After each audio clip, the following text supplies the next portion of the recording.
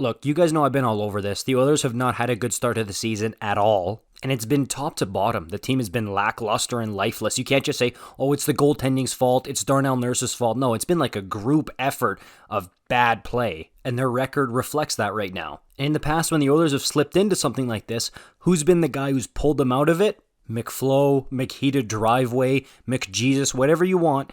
He's the guy who pulls them out of this type of thing. And honestly, when McDavid sat out the last 4 minutes plus overtime of the game against the Jets, I really thought that it might have stemmed from when Evander Kane accidentally ran into him in the previous game against the Flyers, because it looked like it stung him a bit. I know he was fine to go play, and he played again the next game, but I thought maybe it was lingering and that could be like the root cause of this injury. But no, that's not it. The Oilers put out a statement saying Connor McDavid suffered an upper body injury during last night's game versus the Jets and is expected to be out of the Oilers lineup for 1 to 2 weeks. So it wasn't a lower body thing against the Flyers, and it happened in that game against the Jets. And again, the worst part about this is that the Oilers are playing terrible right now, and they need their captain, their best player, to help drag them out of that funk. I was originally going to title this video the worst possible timing for this injury, but then I thought more about it. It's like, no, if they lost him in the playoffs, that would be the worst possible timing. I will say this though. In February 2020, Connor McDavid missed multiple weeks with a quadriceps injury,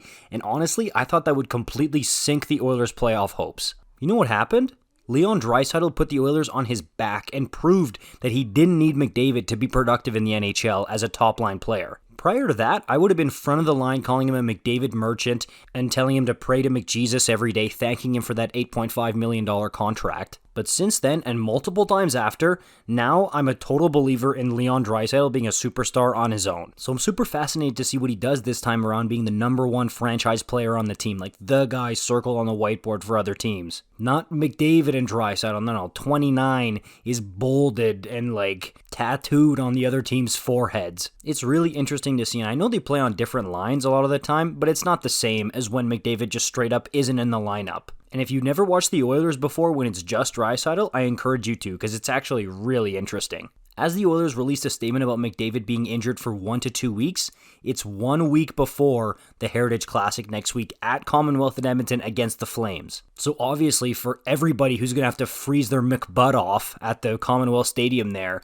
I'm hoping that McDavid is able to play in that game for those fans there. That is just terrible timing though, if he's out of the lineup when first of all the Oilers need a jolt big time, and second of all, he might miss the Heritage Classic. That's, again, one of the worst timings, other than like the playoffs. As weird as it is, I'm almost going to be more interested in Oilers hockey the next week and a bit here. Like, what's this team made of? What are they going to do with this adversity here? Let me know your thoughts on this in the comments down below. I'll see you in the next one. Peace out.